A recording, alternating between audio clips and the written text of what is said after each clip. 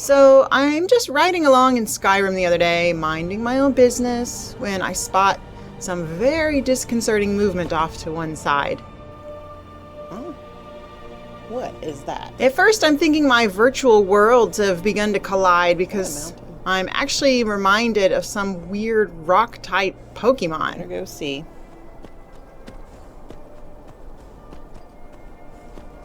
Must not be a mountain because it's moving around.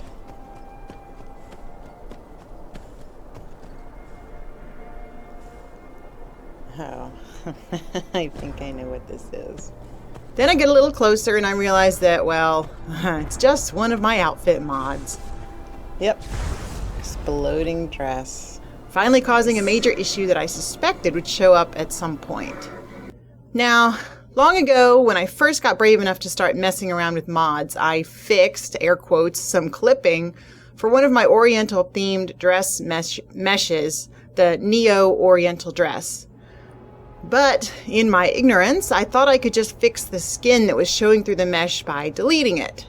Now, what happened is that I ended up deleting different vertices from the size 0 and the size 1 mesh files. And so, although this fix does work for the smallest body size and the largest body size, it does not work for anything in between. So if you remember that meshes for body sizes in between the small and large are sized by basically sliding the vertices proportionally between those two size shapes. So if you don't have the same vertices in each one, then the slider just goes off into infinity and you can get crazy looking things like this. Now, it hadn't really been a problem before because I just avoided playing characters of in-between body sizes whenever I really wanted to wear those dresses. But because I'd also used those dresses as additional outfit options for randomly loaded vampires, because really I get tired of seeing them all wear the same thing. So that's why this happened to show up out here in the wilderness on a vampire and created this crazy situation. Now, upon investigating the NIF files, I found that sure enough, the body mesh underneath each dress has a different number of vertices in the size 0 file and the size 1 file.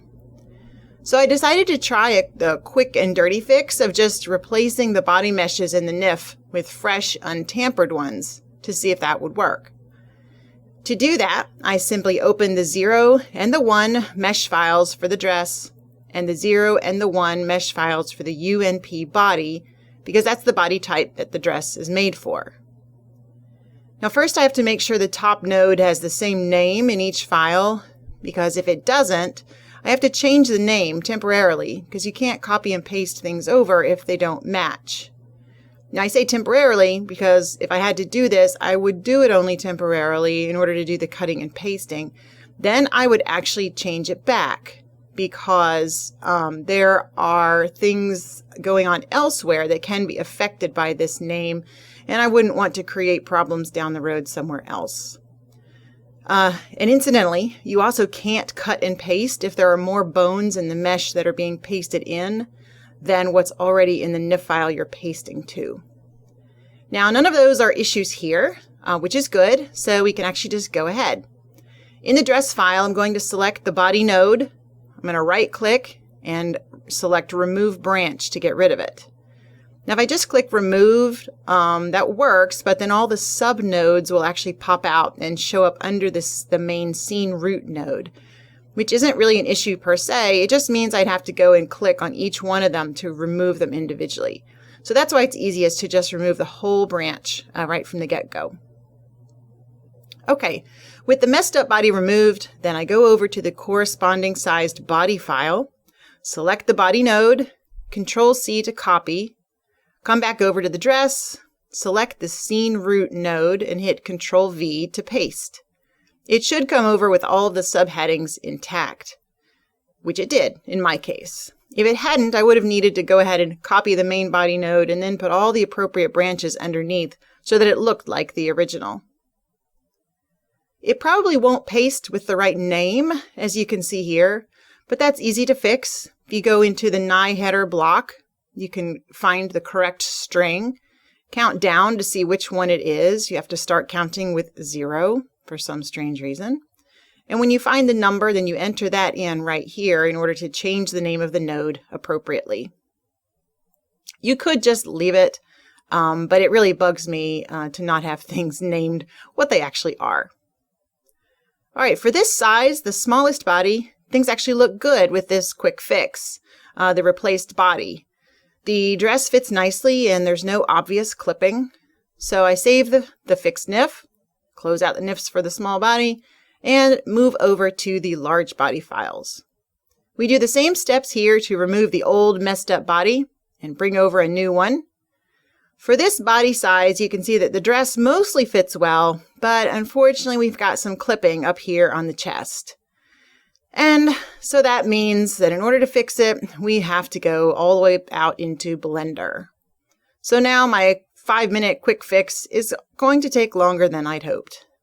But I think really that's the tagline of modding, isn't it? So in order to do that, we have to blenderize the NIF file. And we start by changing the user version numbers and removing all of the BS lighting shader property flags, as well as any other texture-related flags like the NiAlpha property. We save the file, then open up Blender and import the blenderized NIF. Now, by the way, here I'm actually showing you an example of what not to do. If you've been paying careful attention, you may have noticed that my mod organizer folder, where all my mods are located, is inside my Skyrim folder. This is a big no-no, actually. I didn't know that at the time that I installed this, and I just haven't been bothered to try to move it because I think that's probably complicated. Anyway, yeah, so now I know that you should always install Mod Organizer or Mod Organizer 2 outside the Skyrim folder. And I highly recommend Gamer Poet's videos. He's got a new one up for Mod Organizer 2 installation, which is easy to follow, detailed, and fabulous. So go try that out if you use Mod Organizer. Now, in my case, don't worry, I have backups, and I have backups of the backups. So my mods should all hopefully be safe should this ever happen. Okay, so here you can actually see that on my first attempt to import, I have a big fat fail. Now, of course it did. Of course it failed because, you know, this was supposed to be an easy 5-minute job. So why would everything work the way it's supposed to? Now, it turns out that the problem I had here is one I hadn't seen before. So it took me a little while to figure it out. I first tried several different import options, and I even tried this magical using the force button that's available, but nothing worked. But it took me a number of attempts and some poking around through the NIF. Finally, though, luckily, I was able to track the problem down. Now, the error message in the Blender console window suggested it was something to do with the skeleton, and I happened to notice that in the body node in the NIF, the skeleton root was set to the scene root node, which is 0, as it should be, presumably. But in the other dress mesh nodes, it said none in this slot right here. So I changed them all to 0, which is the scene root. I saved the NIF file. I tried to import it again, and voila! This time it actually worked. Now, I'm pretty sure that omission is from the original mod's meshes, which is a little weird because I would have expected that to cause problems when this was originally made. But who knows? Who knows? At least now I've got one more little piece of knowledge, one new thing that now I am aware of can go wrong when you're trying to import. So lesson learned. All right, so now we're in Blender. Now, fortunately, in this particular case, to fix a really simple little bit of clipping, we don't have to do anything with the skeleton or the partitions or anything like that. We can just leave all that stuff alone, which is great. The job here is very simple. We just need to move a handful of vertices in the dress mesh that's over the chest. We have to go ahead and add all the textures, which is the longest part of the whole thing. And we do that partly because I like working with textured pieces, but we do that mostly because you can't export the file without the textures being there. So one at a time, we right-click on each mesh to select it. We add a material, we add a texture, make sure it's mapped to the UV. We locate and load up the texture file, and then we apply it to the mesh. Now, I was a little slow at this part because I couldn't remember which texture files actually went with this particular mesh. And I did actually get the spider shear part wrong, but that's okay because it doesn't really matter for this part. We have to remove them all from the exported NIF and do them again anyway at a later step. So this will work for now. Now, while that's all going on in the background, I'll just take a minute to remind you how to navigate the view in Blender because this is not intuitive. So to zoom in and out, you use the mouse wheel and scroll forward and back. To rotate the view, if you want to look around different parts of your mesh, you press and hold the mouse wheel while sliding the mouse side to side or up and down.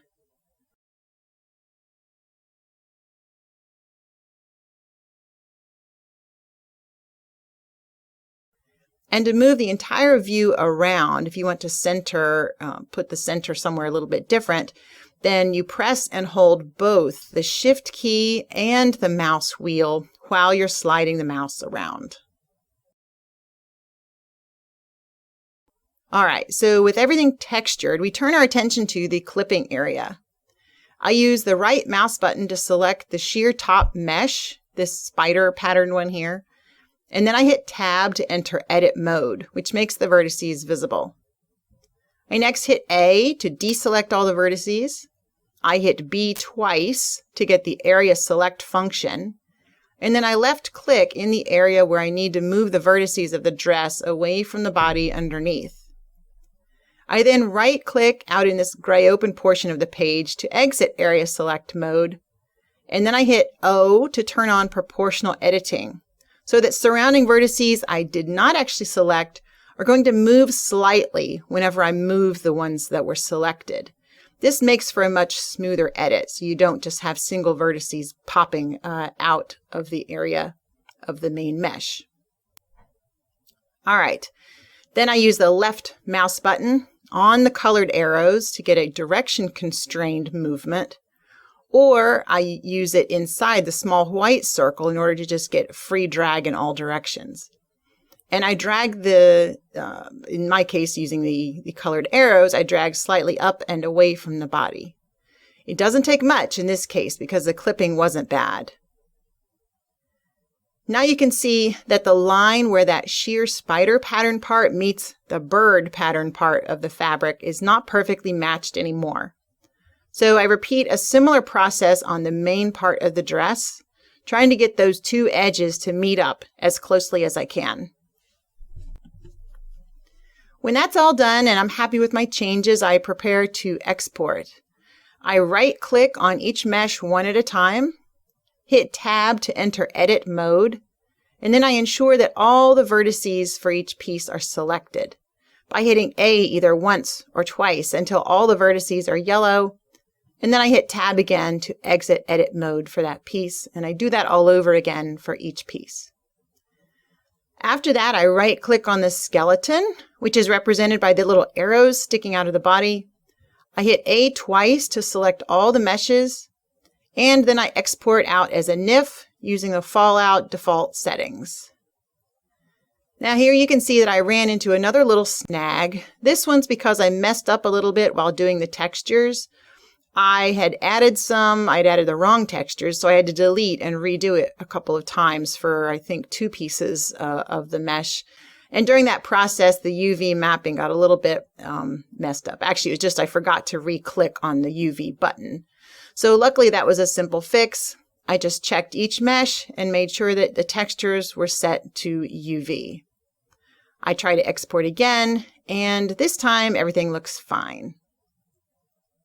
So now we open the NIF that we just exported and we Skyrimify it.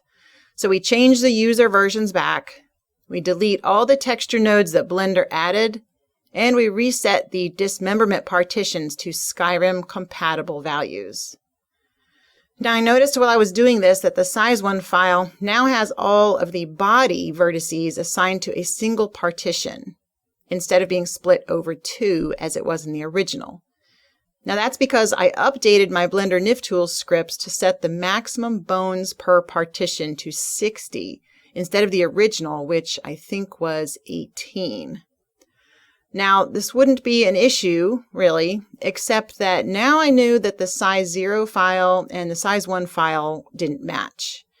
The size 0 NIF, which, again, we didn't do anything to after adding the new body, has all the body vertices split across 2 partitions. Even though it's exactly the same partition, they're still split into 2. I suspected this was going to be a problem since they no longer matched, but I decided to go ahead and give it a try anyway. All right, so now we have to add the textures back into the new NIF file. The easiest way to do this is to cut and paste them from the original. So you select the node in the original, Control-C to copy, move over to the new file, select the corresponding mesh node there, and hit Control-V to paste. They should paste over intact. Be sure to also cut and paste over any other properties like the Ni alpha for the shear mesh part. And also be sure that for any body parts that have skin, you go into the nitri shape data node and set BS-num UV sets to 1, set has normals to no, and make sure that has vertex colors, either yes or no, matches whatever is in the shader flags in the BS lighting property shader, in the BS lighting shader property node. Now when that's all done, we save and close the NIF file. To put the new NIF into the game, replacing the previous messed up NIF, I just go into the mod folder and do a simple replacement. Now I like to keep the original files and my in-between working versions just in case I have to go back to make other tweaks. So I move those to new folders, and then I name my fresh new NIFs with the exact name that the original NIFs had. I have to do that, otherwise the game actually won't know to use them. So I did notice one more thing at this point. In the size 0 file and size 1 file, the mesh pieces were listed in a different order. Now this wouldn't really matter, except that I know this particular mod uses texture sets in Test 5 Edit. What that means is that basically you can have just one mesh file for the dress shape, but you can create a bunch of different dresses by just applying different texture sets to the same mesh. The way this is done in Test 5 Edit is by pointing to a particular piece in the NIF file by number. For example, if I wanted pink panties, I'd apply a different texture to the first mesh piece in the size 0 file. But I'd have to apply that texture to the 4th mesh piece in the size 1 file. And it just doesn't work that way. So there's only one record that covers both body sizes for a piece of armor or clothing. And so you can't designate 2 different mesh piece numbers. You can only designate one, which means they have to match. It has to be the same mesh piece number in both files. So they both have to be 1, or they both have to be 4, or they both have to be something else in this case. Now, fortunately, this is easy enough to change. There may be another way to do this, but the way I do it is by simply cutting and pasting again.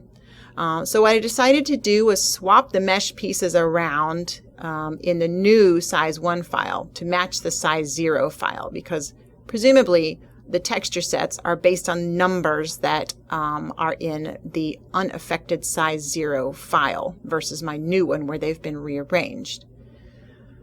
So you can simply copy and paste each mesh node into the scene root to create a duplicate, and then remove the branch for the original. If you do this in the right order, you'll get them rearranged to match. In this case, I needed undie to be first, so I had to copy and paste everything except the undie mesh.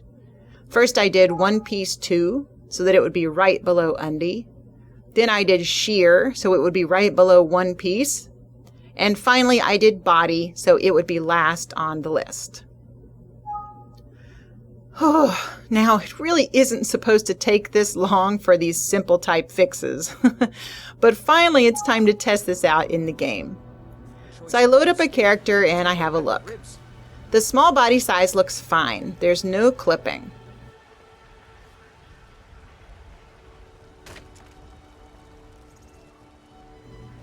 Run around a bit, move a bit. Working at the Bannered Mare in the evenings, Ulfina? And why shouldn't I?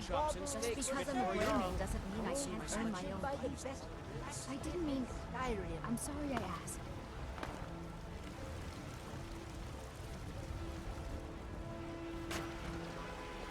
Yep, that looks good. So then I pop into race menu and I try out the weight slider.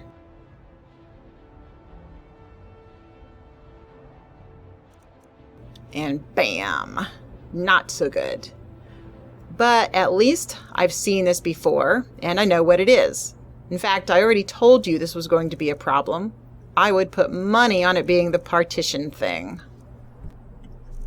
So recall that the size 0 file has the body mesh split into 2 dismemberment partitions, while the size 1 file, the one that we took in and out of Blender, has been updated to have them all listed in just a single partition. Now, before we actually go and start worrying about all that, let's just have a quick look at the large body size to see if the clipping has been fixed. And it looks good. Looks like nothing's popping out, so that's good. Myself every day. As you say. Maybe you'd like to try the. Now I'm not giving her a real hardcore test here, but it looks good enough for now. It looks like it's going to be fine for walking around and doing some simple movements. No elven spices. Just. All right, so now onto this partition thing. So now we're at reason number, I don't know what, like number 4 or 5 for why this simple 5-minute job took me like 2 hours to complete. So we've got to fix this partition thing.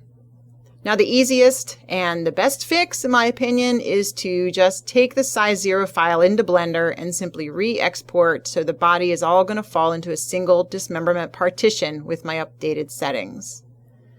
Now by now, you probably know the drill for this. We change the user versions, we delete all the texture-related nodes, we save this with a new name. Now for this NIF file, remember, I also had to change the skeleton root node to 0, the scene root, for all the mesh pieces except the body, or else it wasn't going to import properly. So I open Blender, I import the size 0 blenderized NIF, and now the good news is that we don't actually have to do anything for this mesh in Blender. There's no clipping and there's nothing to fix. We don't have to do the skeleton or anything else. We don't even have to touch the partitions.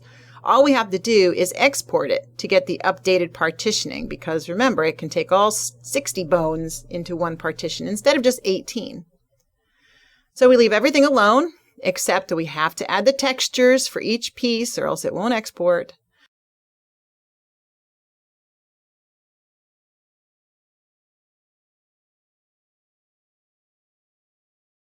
Then we just quickly ensure that all the vertices and all the mesh parts are selected, and we export it as a NIF using the default Fallout settings. And with that done, we open the exported NIF and we Skyrimify it. Again, you know the drill by now. We change the user versions back. We delete the Blender added texture nodes, change the dismemberment to Skyrim compatible values. And here we notice that the body mesh is now all under a single partition. And then we copy and paste the texture nodes back in from the original NIF.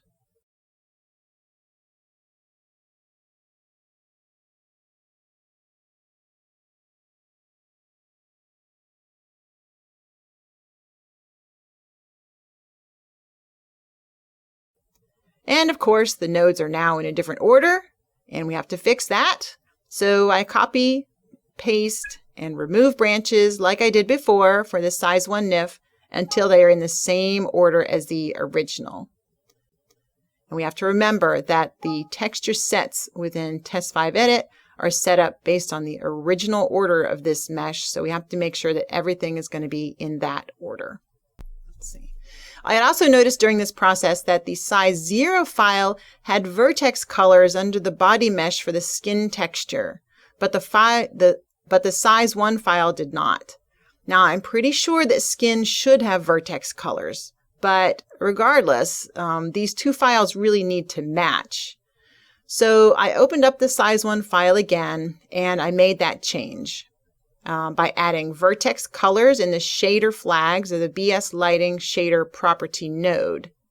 and then setting vertex colors to yes in the NiTriShape data node. All right, so then we just tidy up our files here and we head back in the game to test it out.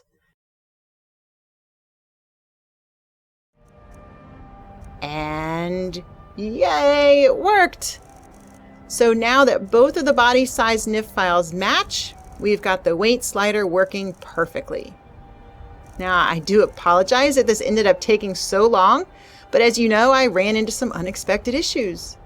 So I guess the second motto of modding is to expect the unexpected, with the first being that everything is going to take longer than you think it will.